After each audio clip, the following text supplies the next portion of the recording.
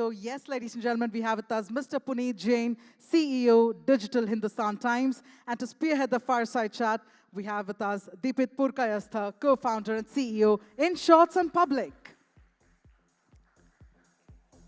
So if I could please invite Mr. Puneet Jain and Deepit to please come on stage. Some feisty insights coming your way, ladies and gentlemen. And with that, Deepit, over to you. Thank you, everyone. I hope our post-lunch, everybody has a cup of coffee with them to keep themselves awake. Yeah. Otherwise, we'll have to give them something to awaken them. And news always awakens people, right? So yeah. So we will have more conversations around that. So I think coming to the topic of the panel, which is that in the age of AI, what is the future of discovery and why publishers matter more in this age, right? So that's the topic we are exploring.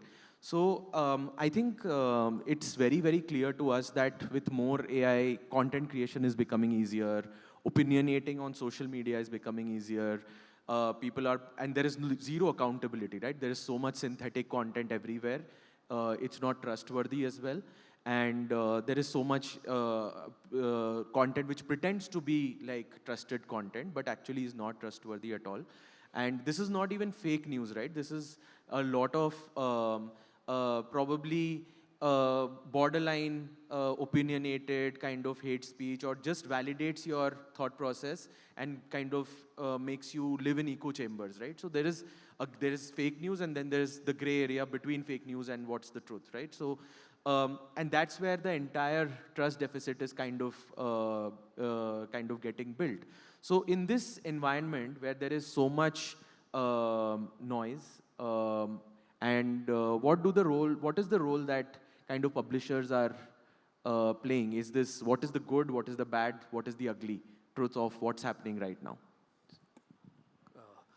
Firstly, a very good afternoon, everyone. Good afternoon, Deepit, and thank you, MMA, for having me here. It's a very important question that I think entire industry faces. First, to your question of what's happening, I think the way I see it, the scale of AI-generated content in internet right now is staggering. As per some estimates, more than 50% of the content indexed in some categories is now synthetic content. Yeah. The volume per se is not the moot point.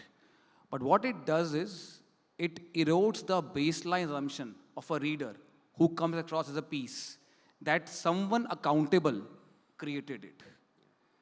Now, what it does is, the damage is not limited to that particular article, that particular piece, or that particular source of content. It permanently erodes the trust of the reader. They start doubting everything that they come across. They start second guessing. And it impacts the entire category. It impacts everyone around that industry. So the key distinction, I think that's important, that needs to be made, and all of us as part of this industry needs to work towards this, that sees something like AI-assisted curation, which summarizes well, which sort of surfaces the content well, which organizes the content better for better engagement. Something that that you have built within Shorts is something wonderful. But being sort of putting your content and subsequently ads on synthetic content which generates trust, it impacts everyone else. So that distinction to be made is extremely important. Absolutely. No, I think this is great. I think we were building trust and understanding trust. I think this is, on both sides, is very, very important. Like, people who are building trust or enabling the trusted publishers to kind of create content and get more engagement, like yourself and ourselves, is one part of the equation. But do you think audiences are ready to understand on the other side, that what is to be trusted and what is not to be trusted? I think it's a great question, and I'll tell you what we are seeing on our news and other content platforms that we host, right? And we are, of course, a 100-year-old organization known for building trustworthy content that we have earned every single day in out by the editorial-led guardrails we have created. So as this era of zero-click searches, as often we refer, has sort of came in, right? What often the question that I am also posed is, hey, the search is swallowing the traffic. And of course, when you get the answer at the click of a button, then what comes to your site is much less than what used to come earlier. But parallelly, what's happening is equally fascinating. We are seeing our engagement at an all-time high. The session time per user has gone up. The number of repeat visitors have gone up. The number of direct audiences are going up. In fact, I mean, the elections just concluded, the 5 states elections, and of course, the news platform, we are among the foremost to cover it. We saw 80% year-on-year growth on our direct audiences. So my reading is what's happening is AI has taken away the casual query. What it means is a simple question like who won the match, who won the election, that perhaps are best answered by AI overviews and these LLMs, right? But what is left is a high intent, leaned in reader who wants to know the nuance. And that's exactly the audience that is become more appreciative of trusted content. That's also the audience that advertisers would like to engage with because they are urban, affluent, right? They have they're discerning audiences. So to your point, one, the role of trusted content creation, trusted journalism is getting better by the day. And I think audience have already mature enough to realize that. To me, the mood question is, I mean, there are a lot of media planners, I'm sure, in the room.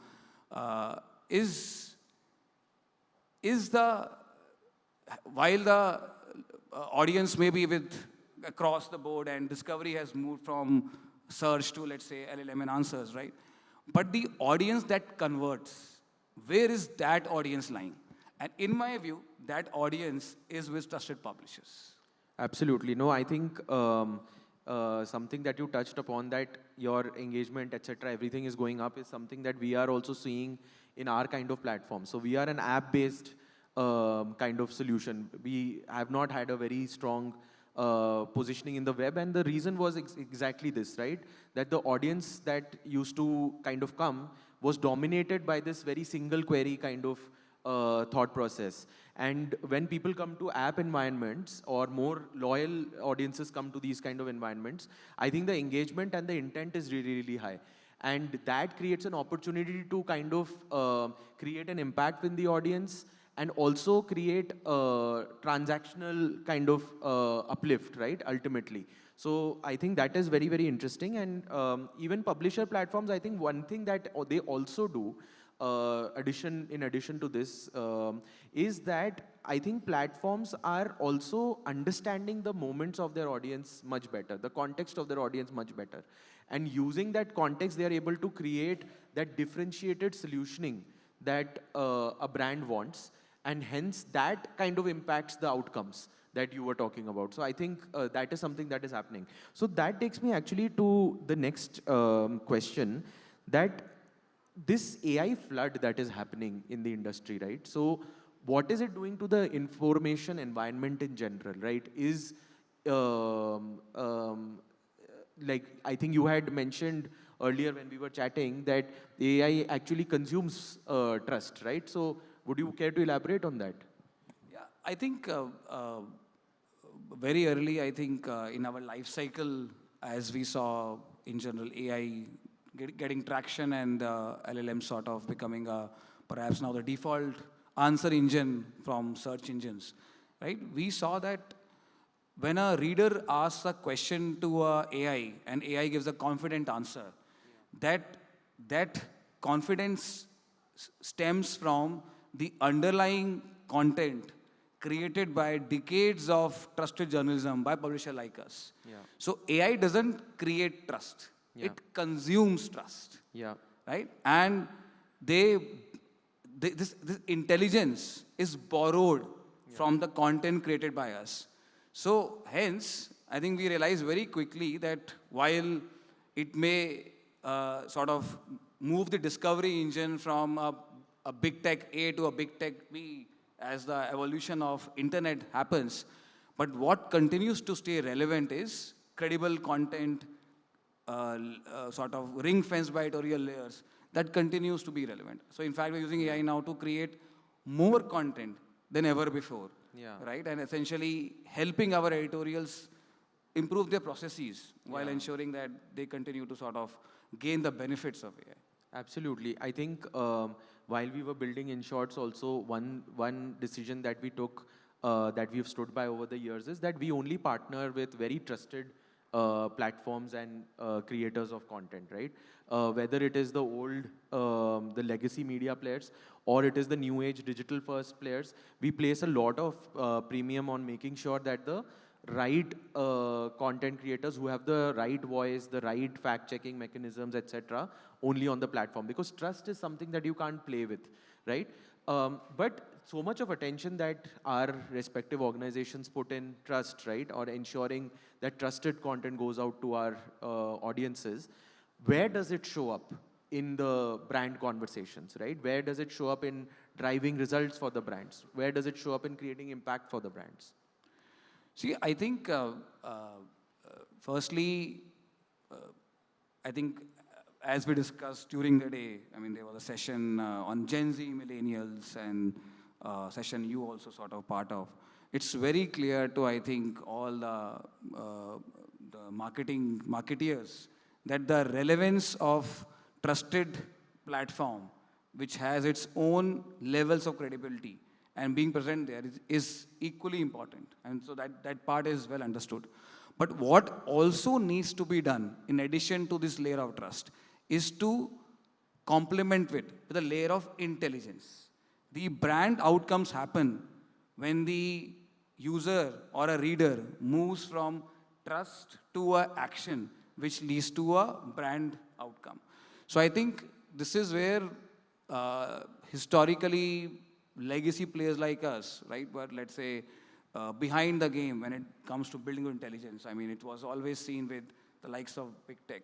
But I think now several of us, including we at HT, we have built a definitive and perhaps India's leading publishers' first-party data sets, right, where there are large number of logged-in users, which sort of are engaging in an environment of trust and contextual.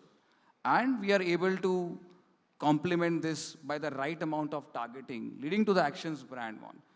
So it's a marriage of these two areas which gives that brand outcomes. Absolutely. So I think just adding to that, so what you are essentially saying is that when a platform or a user trusts the platform, so then the user is willing to engage in different ways and generate a lot of first party data for the platform because the user is actually trusting the platform. And then that first party data can go into the intelligence layer that kind of helps brands target and achieve better outcomes on the platform. Yeah. And I think different kinds of use cases have different kinds of funnels, but mostly that is what it is. Anything you would want to add? Yeah, so I think there are the three parts to this marketing intelligence, as I call it. First is a scaled audience. I mean, you need to have a reasonable amount of scale. I think fortunately with a brand like us and content like ours, we have been able to build a large party, a consented, verified first party data set. Then I think what we have done is build a suite of engagement products. These are utility products which sort of gives additional layer of engagement to users on top of the articles they're consuming and helps create a value exchange. For example, let's say somebody comes to Mint and consumes business content or markets or investment content. We are able to offer them a Mint portfolio, which sort of allows them to understand specific personalized nuances of their portfolio, understand news about their own investments and stocks. And further, we are able to get brands to engage with that particular audience who is sort of is the right audience we have identified basis this deterministic data complementing this. And lastly, and this is where the advantages of AI sort of kicks in, where we see more as a tool versus a competition. We are able to create lookalikes of these audiences and help brands further retarget, right? And being able to close the loop on with the classic performance feedback that the likes of big tech offer. So these three layers helps us build a stronger, working, intelligent, actionable tool. Absolutely. And I think not all decisions are like buying on quick commerce, right? Like a lot of decisions that users take and when they are kind of engaging with different kinds of brands from different categories, some decisions have longer cycles of building trust. And I think in those categories in particular, like finance, BFSI, etc., we've also seen a very similar trend. Like when we launched our finance kind of product within the InShorts app, we saw that we were many kind of players came to us to partner with us, and we started giving something known as a wealth monitor in partnership with the brand. And based on that, we were actually able to generate a lot of PMS kind of subscribers for different kinds of brands, right? Portfolio management services, as you know, is a very high HNI, UHNI kind of category, right?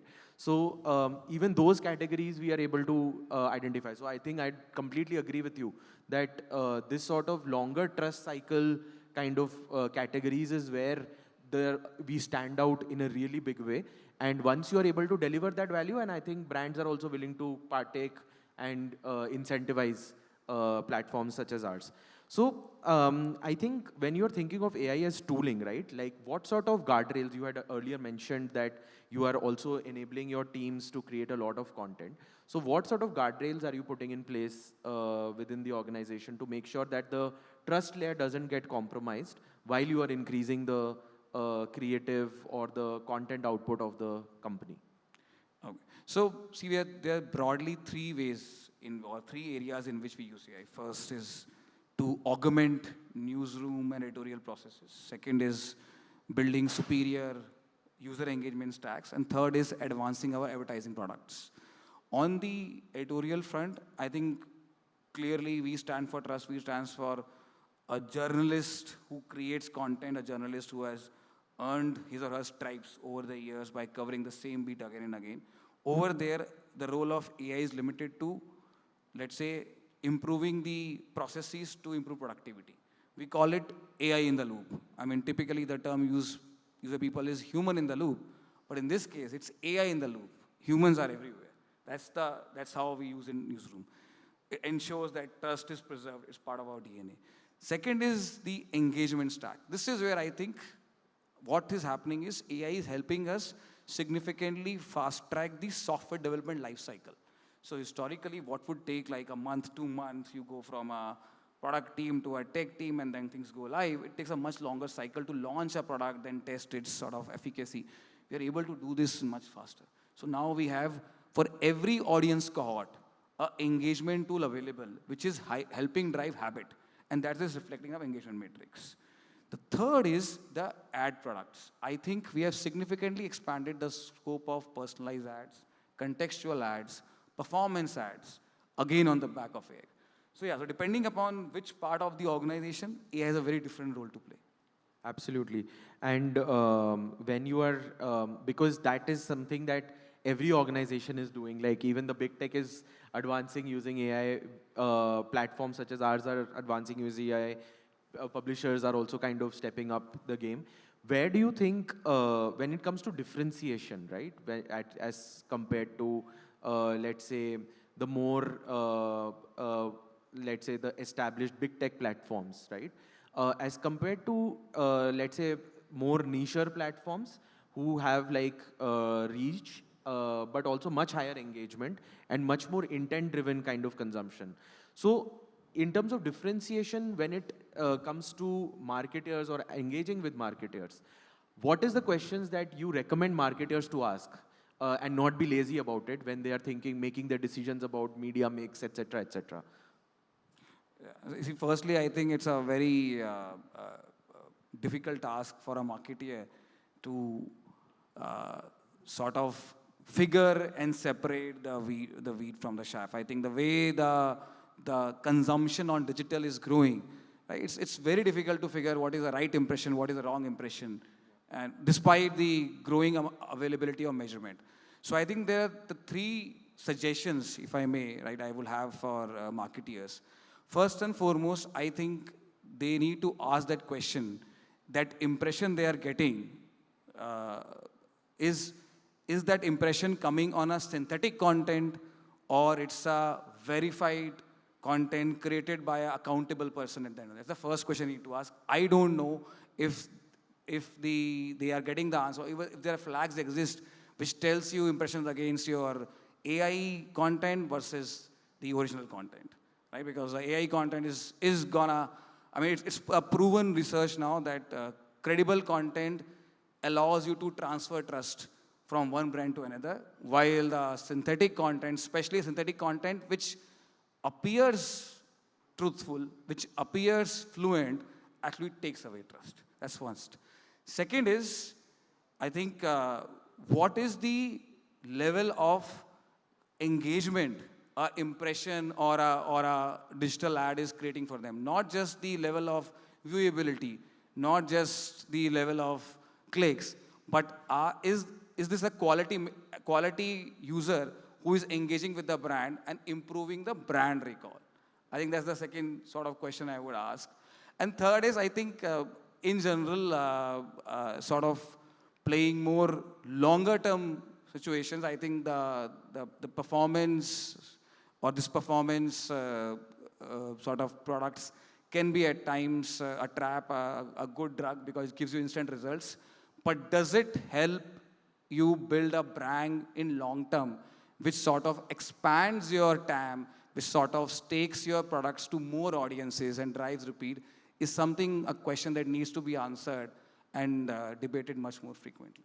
Yeah, absolutely. I think the earlier panel that I was a part of, like, people were very, very. I was glad that the marketers on the table were all very actively, savvily kind of saying that brand investments are really, really important. It expands your market. First of all, it expands your trusted audience base or customers who trust you or are at different stages of kind of converting to becoming users or customers. And you can't take away your brand spend, right?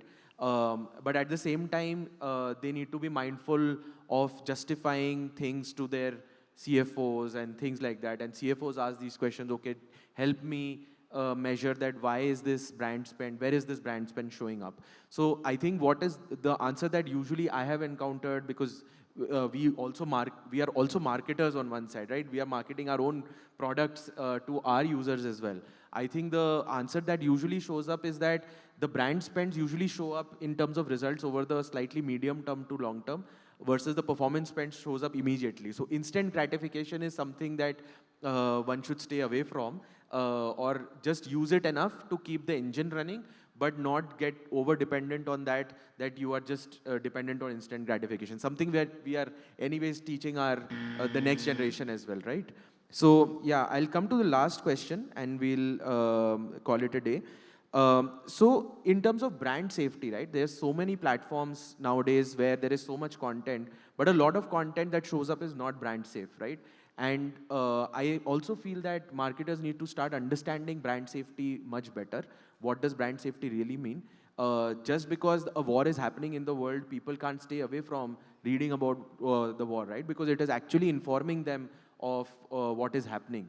While there is a lot of soft porn content also that goes up online in lots of contexts, right? So brand safety really means A and not B is something that marketers should understand. So what is your thoughts on that? Yeah, so I think we just got a buzzer. I'll be brief. See, I think that the existing infrastructure of brand safety was built for the digital era, right? Which means that any content which is adjacent and falling into the negative emotion category sort of is termed as not brand safe. It was never built for this era where there is more content synthetic than real. So I think there is the need to urgently upgrade that brands have safe consequences. For example, a user could be engaged with news, that news historically may be turned as negative by brand safe, but because it's a leaned in user, it's a user who have higher propensity and the affluence, he or she is still the right user to target in the right environment. So those are some sort of, I think evolutions marketers are going through, and I'm sure all of us will be better off as we move forward. Okay, thank you everyone for the panel. And if there are, do we have time for Q&A? No. Okay, thank you everyone. Thank you, Dipit. Thank you, everyone.